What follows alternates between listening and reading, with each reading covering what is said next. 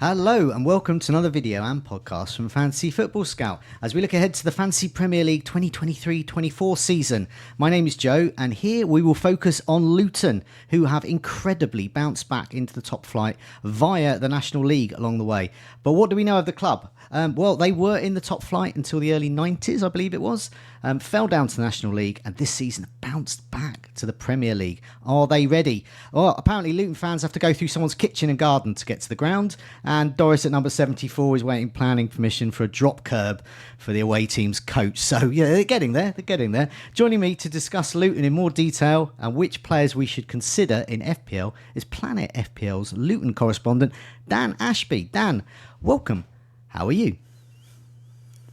Okay, Joe. Looking forward to being on this podcast, but also looking forward to Luton finally being back in the Premier League. It's been a crazy and long ride. Yeah. I mean that's it. It's because it's not. I mean, we were talking a bit before we were recording. Because I'm a Brighton fan, and we were very close to being what happened to Luton going into the National League, and so I know what it's like for Brighton to be back in the top flight, having been in the top flight all the way down, all the way back up again.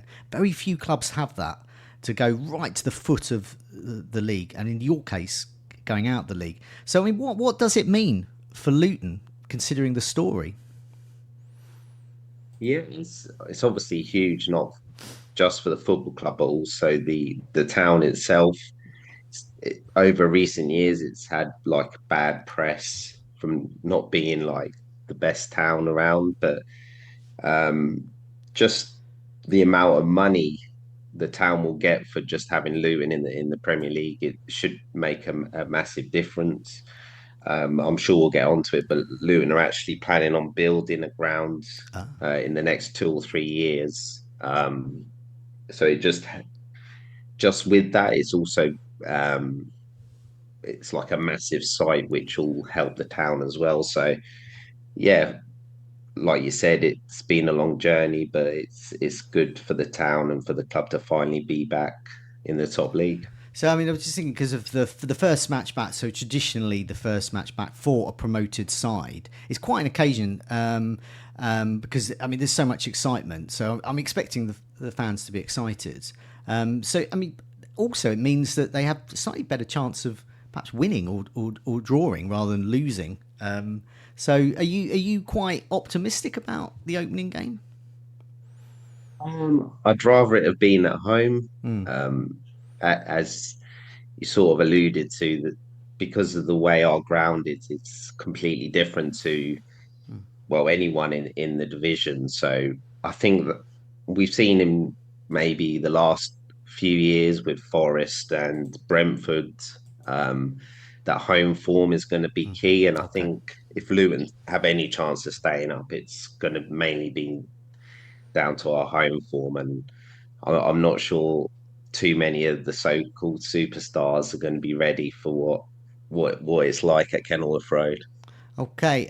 Well, I mean, let's have a look at. I mean, while we're chatting, I'm just going to put a picture up of the formation, or sort of as it is, and that is a 3-5-2, and so you've got Adebayo and Morris up front.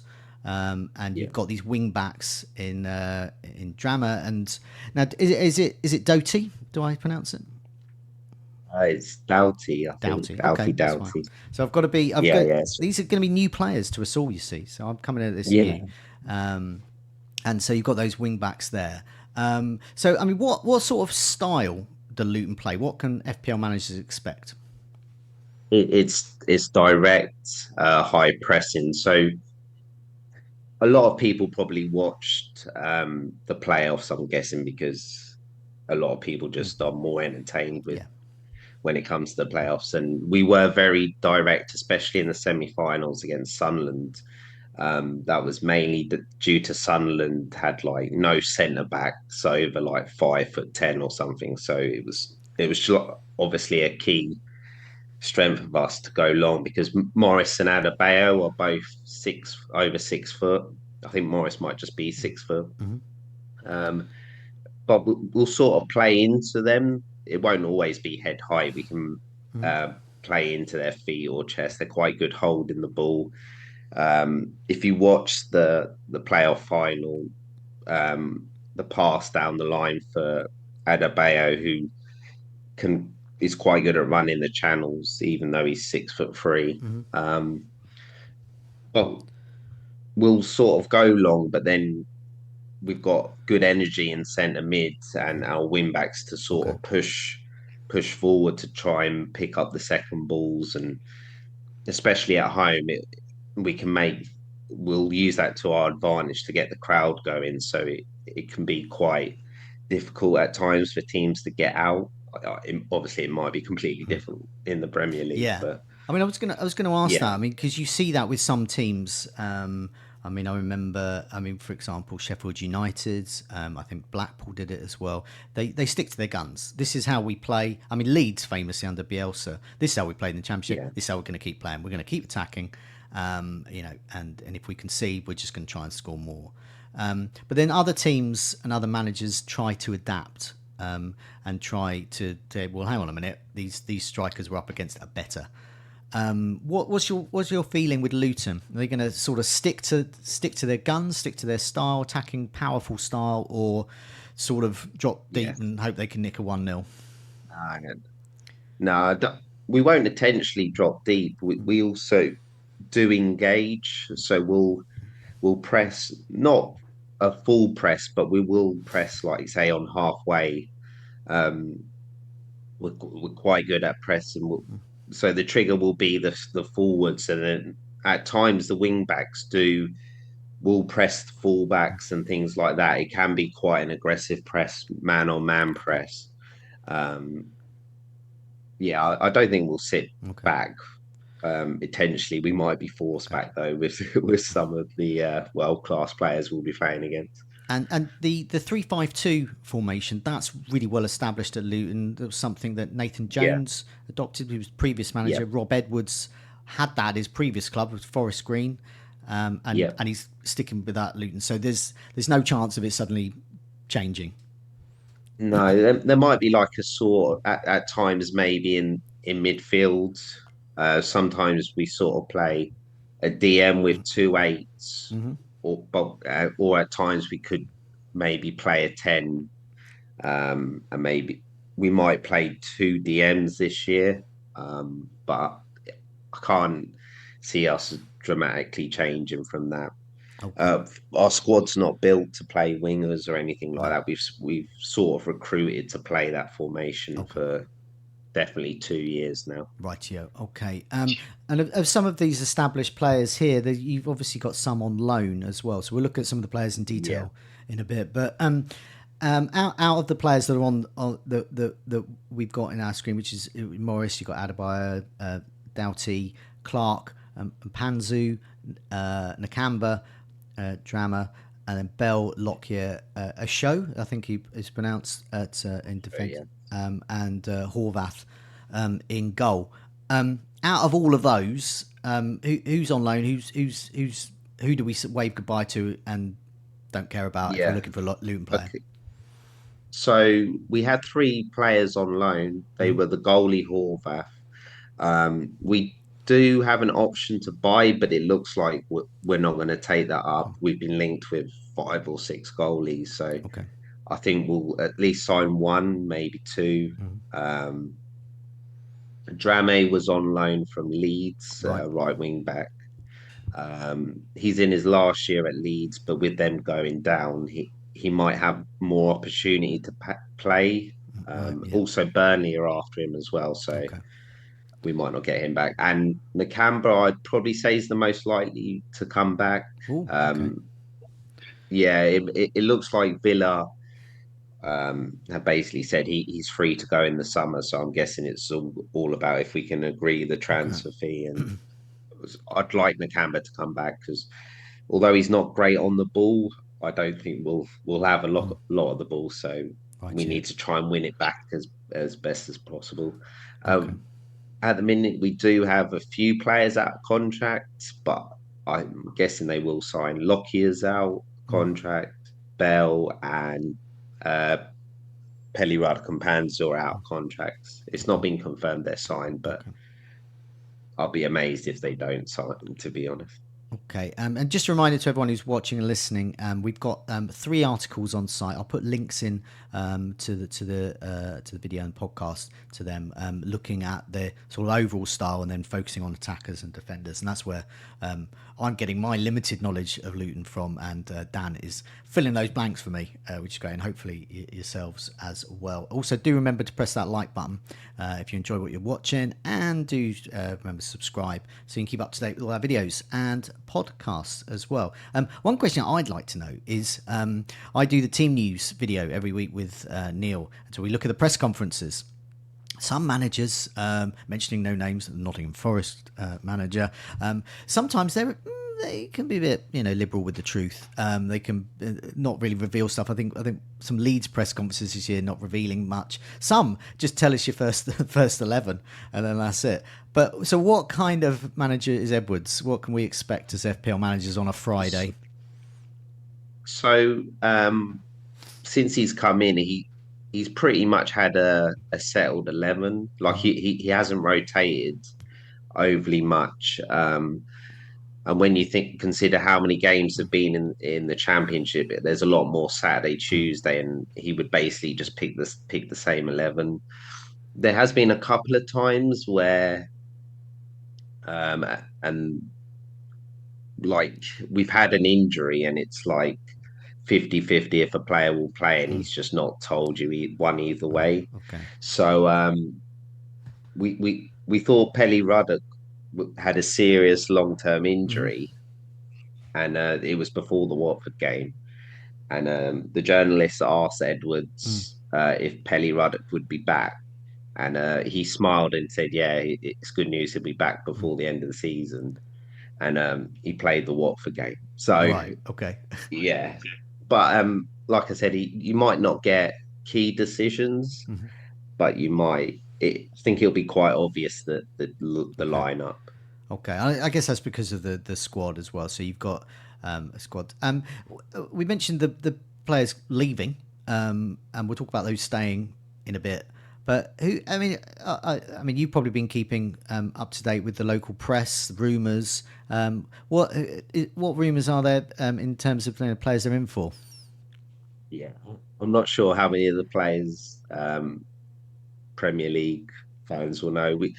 The main link we've had is Asmir Begovic, the goalie. Okay. He got released by Everton, and it sounds like he wants to go and play football. So I think that'd be a shrewd bit of business. I know he's 35, but he's a goalie. We do need to try and get some Premier League experience, and it's going to be very hard on our budget because we're not going to. I know we've got this massive sum, but a lot of it's going to go towards the new stadium and things like that. So we're not going to completely smash our wage structure and do something like Forest. We're going to try and recruit sensibly. So Begovic has been the main one. A lot of the players we've been after are like top end championship players Okay. where I think it'll be more of a long term view that if we go down, we've got the chance of bouncing back up. Okay. Let's have a look. Oh, sorry. I was going to say, I'm just going to look at your. You mentioned home and away earlier, and that's going to be key. Often is in FPL with promoted sides. Is do we go um, traditionally back them at home because away they're going to get trounced. Just before I put the figures up, what's your feeling this season? Are you going to be annihilated away and do okay at home? What's the feeling? Um, we will get hammered a few times. I'm pretty sure of it, just because, especially with by the top lot. I'd like to think that that's mainly away from home. At home, because of how different our stadium is, I think we'll be surprisingly competitive, and I wouldn't be surprised if we do make a few shocks against the top lot, just because they won't be used to the atmosphere and the surroundings. Since we got into the championship, we were very good at winning 1-0 away from home. So I wonder against maybe teams who will probably be fighting relegation. might get the odd 1-0 away Okay. or something like that. But we're not gonna come up and hammer teams. If we win games, it'll be by a low margin, 2-1 or 1-0, something like that. Okay, I mean, judging by, I've got the home and away stats from the championship last season. It's pretty even Yeah, split. yeah, 110 at home, 111 away, drawn 9 at home, drawn 8 away, lost 4 each, home and away. And in terms of goals scored, 31 at home, 26 away, and then goals conceded, 21. Away at home. Sorry, 21 at home, and then 18 away. So it's pretty even. So it's hard to judge. I suppose you would assume that facing Salah on his home turf, facing Haaland on his home turf, that's a different type of attacker that yeah, you've been used to for the last couple of decades or more. yeah. I think also one thing to point out about the home and away from last year. At the start of last season, we struggled at home, and Okay. the main reason were more teams were paying us more respect. So they were coming and sitting back because obviously the season before we'd Yeah. got to the playoffs. So I think especially at the start, we struggled with breaking teams down. Um, I think if you looked at um, when after Edwards came in, I'd probably say we were better at home. So I think we will be a Okay. lot better at home than we will be away, I think. Okay. Before we look at the defenders, I've got some stats here. Once again, this is from the article that's on Fantasy Football Scout about sort of where Luton was in terms of other Championship sides as well. They were second in terms of clean sheets overall, second in terms of goals conceded, actually the best in terms of shots on target conceded, and that is a good stat that might appeal to those looking for a cheap defender from Luton there. They were first in terms of goals conceded from open play. It dips down to seventh when it comes to conceded set plays and penalties. And they were second in terms of expected goals conceded. These are great stats. Let's move on to defenders, because those stats tell me that obviously when they're not playing Man City, the likes of Man City, when they're playing sort of other teams perhaps in the same neck of the woods where they are in the Premier League, they could be nicking some clean sheets here. So let's have a look at their defenders. I mean, who would you just off the bat, out of all of their defenders, which ones would you go for? So that could be their wing backs, it could be their centre backs. Which one do you think FPL managers should go for? Yeah, so I think there's probably two standout ones. The first one is Alfie Doughty, our left wing back. He did he was on some set pieces because he's left footed, so he sort of takes Okay. a share of them. He's got good delivery and he's quite good at attacking going forward. Um, I think he got numerous assists, a couple of goals. And he missed the first 2 or 3 months of the Ah. season as well. So he probably would have probably got more. And the second one is Tom Lockyer. Obviously, if he stays, which I think he will, he'll be a goal threat from set pieces. Okay. He's just like a old fashioned centre back who just loves Great. getting his head on things, whether Okay. it's defending or corners or set pieces in the opposing box. So those are probably the Okay. two.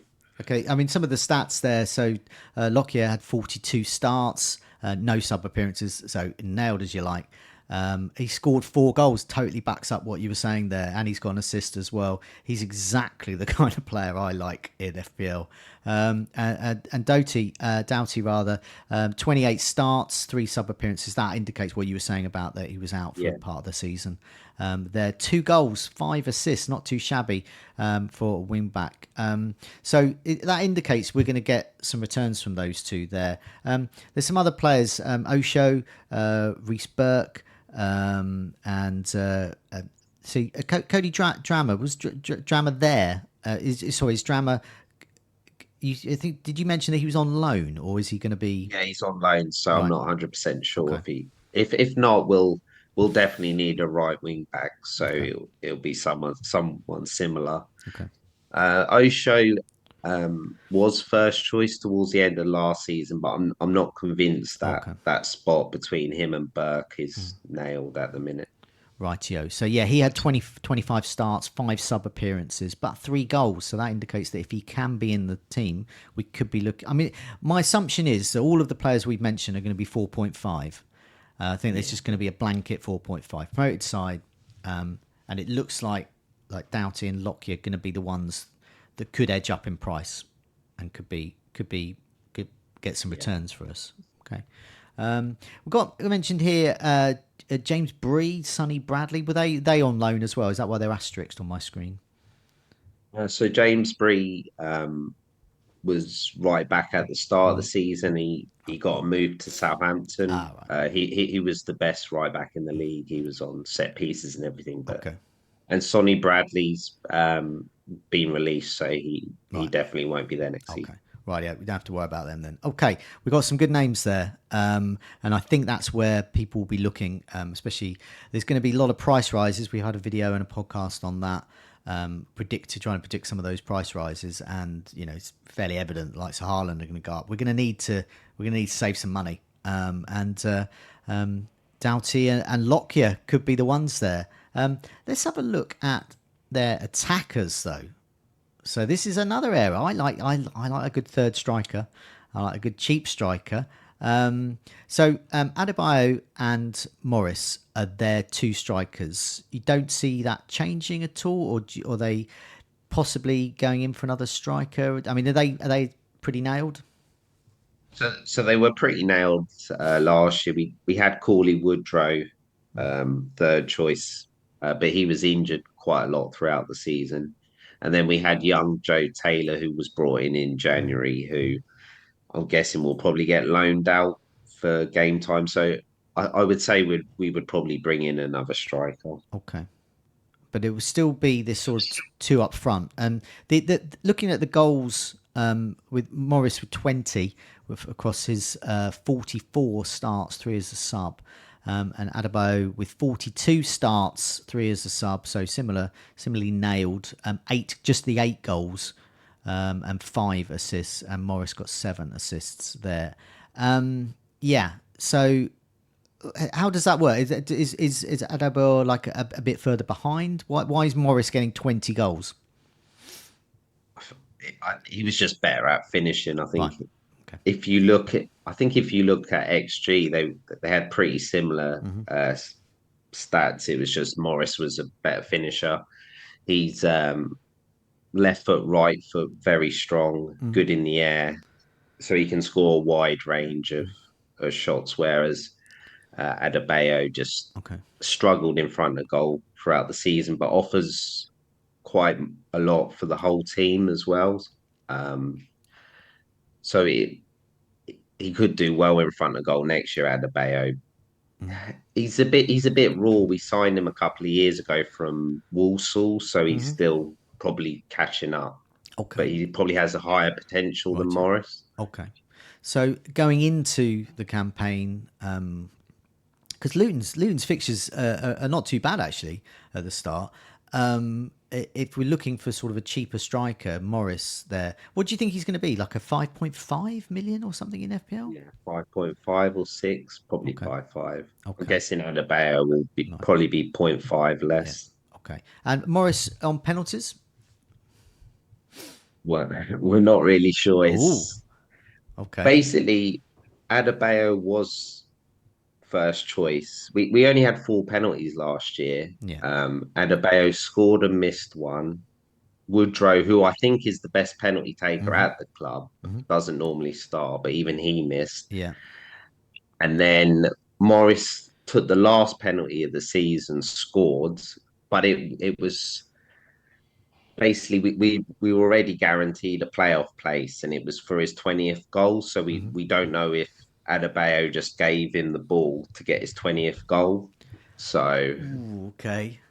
Oh, that. Adebayo's not great at penalties either. Oh, His record's terrible. So so in terms of penalties, because once again, I mean, in terms of FPL, if you're going to get a team like this, I mean, yeah, the so-called like non-top six sides I don't know why this is, do tend to struggle to earn penalties. I've seen that a number of times. So they might not get enough many penalties, but when they do, you want to have that penalty taker. yeah, But so what you're saying is their penalty taker is probably the guy who's not very good on penalties. Their main goal yeah, scorer possibly isn't on penalties, and he's possibly only given it to make up his goal tally to get 20 goals. And their yeah, best penalty taker, Corley Woodrow, it doesn't get games, and so he only have five yeah. starts. Okay, that's clear for us all. Let's have a look Yeah, at. I Yeah. think we're just gonna have to wait and see until we get the first penalty. To be honest, Okay. Okay. Well, that sort of lowers. So, in terms of me as a neutral FPL manager, looking at getting Luton, so I'm more veering towards those that wing back or possibly Lockyer for the goal threat in defence, and it's sort of putting me off. It's putting me off their attack slightly, but perhaps in midfield. So we're looking in FPL managers for promoted side. We're looking sort of for those 4.5 million midfielders, but also those are 5.5 to emerge, and they can often do. So I mean, in my list here, we've got Jordan Clark, we've got Alan Campbell, Mapanzu, Berry, Woodrow. Woodrow's more of a forward. Luke Freeman, and there's a whole bunch of players that I presume would be off on loan, or were on loan rather, like Nakamba and Henry Lansbury as well. Harry Connick, not the singer, I presume, the midfielder, and so yeah, have all of those players that are likely to be in the 11. Midfielders, which ones would be the best to go for? to be honest, we didn't score a lot of goals from Okay. our centre mid positions. To be honest, Jordan Clark's probably the best Okay. out of those options, but he's not like a regular goal Yeah. scorer really, or Okay. or assists. Most of our play assists will come from our wing backs, Right. or Okay. Morris or Adebayo will score and assist each other. So it's yeah, unless we sign like a more creative midfielder, then I'm not sure any of the midfielders are going to Okay. be options. Maybe if like there's a 4.5 and he's playing, then maybe, but I I'm not sure there's going to be too many options in midfield. Okay, so yeah, Clark got 3 goals, 4 assists. I think you mentioned that. Alan Campbell, 3 goals, 2 assists. These are not great attacking stats for the Championship, let alone for the Premier League. And then Panzu, 3 goals, 1 assist. So yeah, it's not looking overly good there. I've got another table I'll put up on the screen now, just looking at minutes per shot in the penalty area. And so that's going to include obviously penalties as well, and minutes per shot in the 6 yard box as well. And in terms of minutes per shot, basically this is looking at the underlying stats. So forget what they actually did. This is what they perhaps could have done. And it's underlying Corley Woodrow. Again, minutes per shot every 23.2 minutes. Minutes per shot in the penalty area every 35.3. I mean, that's the best out of them all. But you think he's not going to start? I mean, I'm looking at these stats. I'm enjoying the stats, but he's not going to play, is he? He's a rotation option. I think he does so well because he normally comes on as a sub, and then maybe if the game's a bit more stretched, he'll have Okay. 2 or 3 chances. But yeah, I'd be really surprised if he got ahead of Adebayo and Morris. Okay. Yeah. So Morris there, minutes per shot every 29.5 minutes. So still pretty good there. Minutes per shot in the penalty area every 44.7 minutes, which is still pretty good, which is the second best there. Behind Woodrow. I mean, the other ones here, I mean, yeah, I mean, this just underlines really what you were saying. Jordan Clark, minutes per shot every 53 minutes, minutes per shot in the penalty area every 112. And then Adebayo is. I mean, he's interesting. I mean, what interests me is what you were saying about he's got potential, but he's still quite raw. So, I mean, could he be the one that becomes, I wouldn't say Premier League star, but that Luton's like emerges as Luton's best? Will he kick on? Yeah, it was quite interesting because he was the main man before Morris signed last year, and he Mm, got over double figures.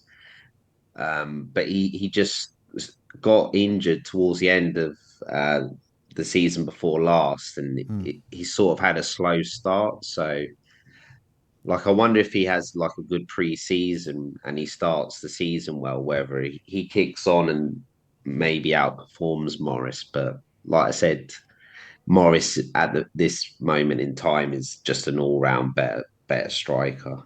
Okay.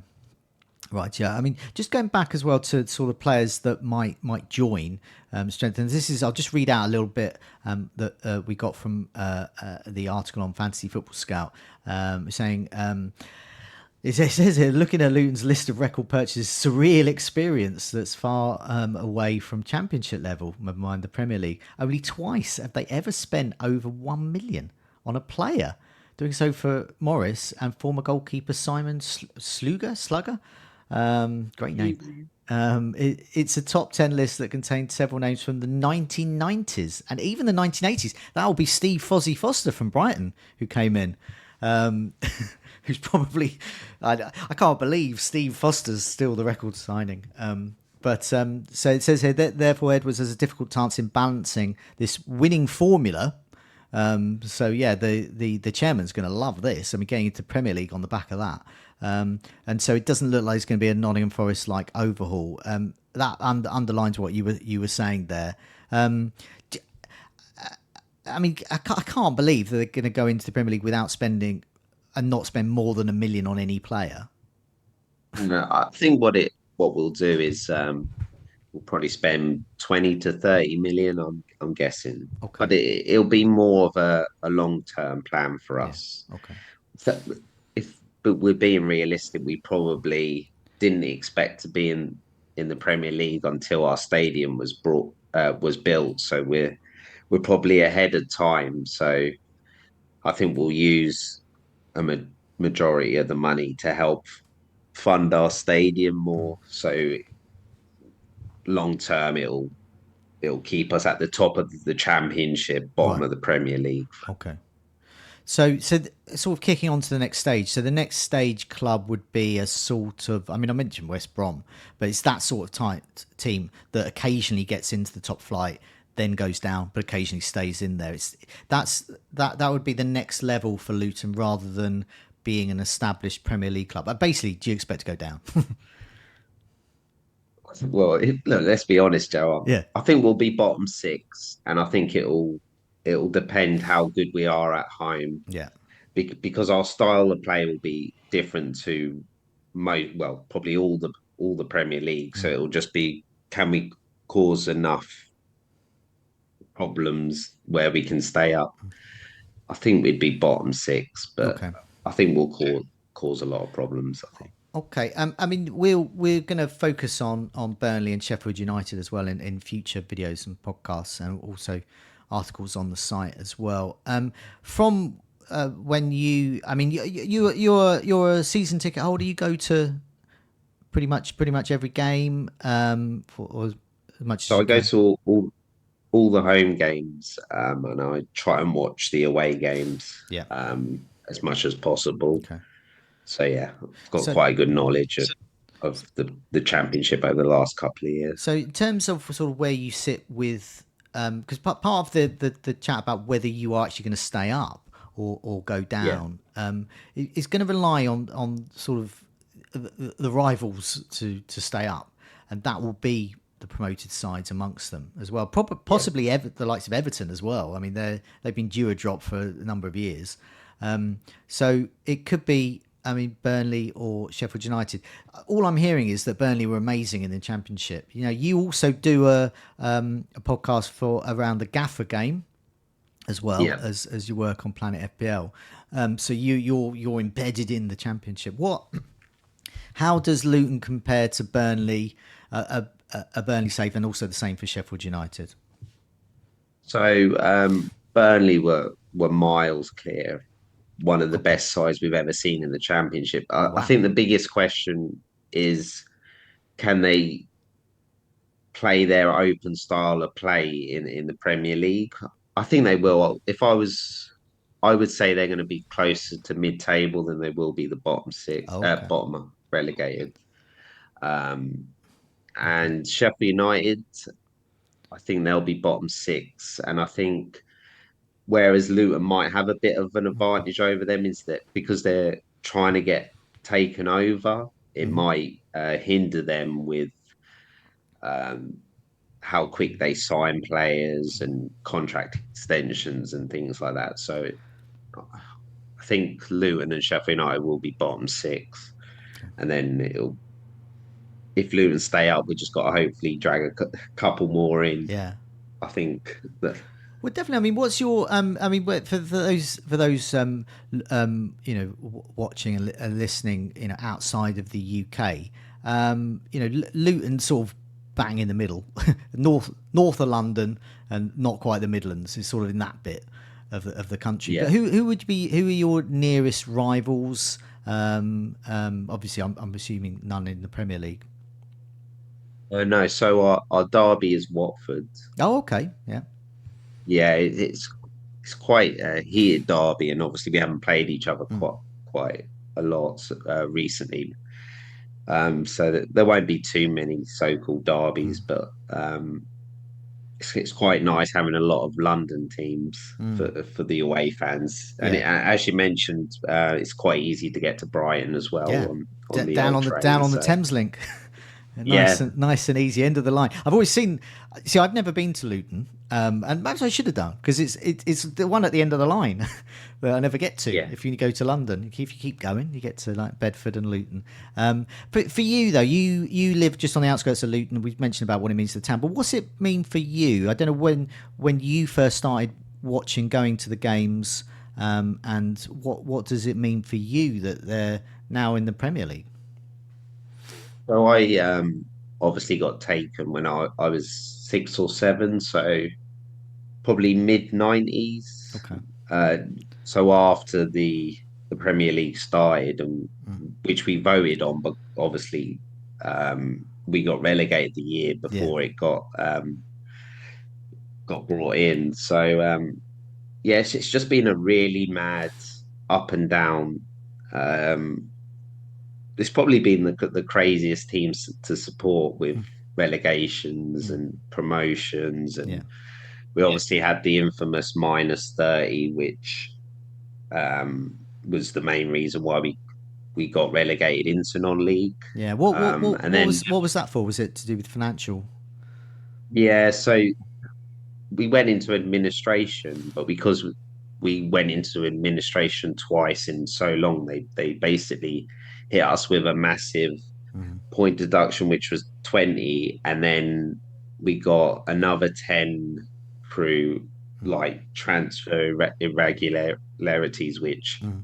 has since happened to other clubs, but they haven't got -10 points. Yeah. So it's a sore point between the Okay. FA and Luton, and it Oh, okay. like if any of you get a chance to go, Mm. there's a massive flag in the Luton Air Stadium. Basically, has like a date and basically says, yeah, not some nice words about Okay. the FA. So I Right. won't Yeah. say it, but Okay. No, that's it. That's yeah, interesting because I think for for FPL managers, all the players that we mentioned, what to do there, but it also helps the sort of ethos of the town. That's why I was getting that sort of feel of it and those sorts of likes and resentments and all those sorts of things in the within the history. And so yeah, being yeah, docked 30 points to go out of the league, that is, it's a cruel blow to the fans yeah, when it's sort of aimed at the club, but it's the fans that suffer for that. I know a lot of people will be have been watching on the Disney Channel the documentary about Wrexham, obviously with their Hollywood yeah, owners, but they've been watching just how tough it is to get out of the National League. So yeah. you saw them when they were in the National League, and Yeah, yeah. So how tough we was spent that? we spent 5 years Wow. in the National League. And it was harder for us because of the reasons why we didn't get relegated for on field. Um, Yeah. we were relegated because of minus points. Yeah. So we had 3 years before that. We had the first 3 years where we got to the playoffs. We got to two playoff finals. One we lost on penalties. The second one we lost by a goal that was 2 yards offside. Um, and then the fourth season we didn't get in the playoffs, and then you're starting to wonder, wow, we could be down here. Yeah. As you mentioned, Wrexham took Mm. 15 years, and Yeah. funnily enough, we beat them 2 times in the playoffs to get to the finals. Mm. So yeah, everyone mentions the Wrexham story. Mm. Well, it's happened, and it's Yeah. Luton Town, but it's just not Yeah. it's not been filmed. Yeah, we haven't got the Hollywood owners, but if you did, but I mean, it's, I mean, it's a captivating story. Any story of an underdog side, been hammered, the town has been hammered, the club's been hammered, and then to come through it all, and that's what attracts people to that Wrexham story. But arguably, as you said, it's the Luton story is much more captivating. It's a huge yo-yo. I mean, going from the top to the very bottom, the top, and I think that's what we as FPL managers need to focus on when we're looking at the side, when we're looking at those fans. This is what's going through their head, Yeah, and that and history. that's why. Yeah, so sorry, Joe, to interrupt. Yeah, no, that's fine. That's why I think our home form could be vital because although it's a really small stadium, it's old school and Yeah. it's not the atmosphere is can be quite fierce and hostile. Um, the fans are so close to the pit, they can touch the players if they want to. It's not going to be nice for opposing fans. So No. yeah, I'm looking Okay. forward to seeing how the superstars deal with. Looking forward to touching the superstars, perhaps. Well, yeah, but yeah, like I said, look, we might come up. This might be our only season, or we might go down, or we stay up. And then you mentioned about maybe becoming a consistent Mm. Premier League. So all we've got to do is look at Brentford, look at Brighton. Mm-hmm. Um, our recruitment has been very similar Mm. to you guys using data. Yeah. So it's just whether we'll be able to close the gap because our resources is so small, whether there's just too big of a gap for us to stay up. So long term, it's going to be massive, like I said, with the stadium being built. So it might be a case we go down, we we have to then build the stadium and then we'll be back up. But yeah, I'm going to enjoy this Okay. year, Well, whatever good. happens. Well, good luck. Good luck to Luton. As I said, as a Brighton fan, I know exactly what's going through your heads watching your team there, and with the history going on. And it sounds like as FPL managers, we do have quite a few names to consider, particularly those wing backs, and we'll be looking to see which striker emerges on penalties or as the best goalkeeper. Just a reminder to everyone again, do press that like button if you enjoyed our content, and do subscribe so you can keep up to date with everything, and do have a look at those articles on site. You can I'll link them, but also do just search for Luton, search for promoted sides. We'll have lots on pre-season and Luton's pre-season as well, so lots going on there. Dan, thanks so much for joining me. Is there anything finally you wanted to add before we go? Yeah, I'm going to plug myself here, Joe. Okay. If you'd like to follow me on Twitter at Dan Ashby, as Joe Okay. mentioned, I Yeah. am Planet FPL's correspondent this year. And also, I know a lot of you will be Premier League, but the Championship's going to be as crazy as ever. So if you want to play the Championship version of FPLs, that's Gaffer, and I'm part of a podcast. So follow that at EFL Fantasy. Okay. Thanks very much for having me, Joe. Great stuff. Thanks so much for joining me. Thanks so much for educating me further about Luton, and looking forward to bringing in one or two of their players during the season. Thanks for your time, Dan. See you soon. Thanks, Joe.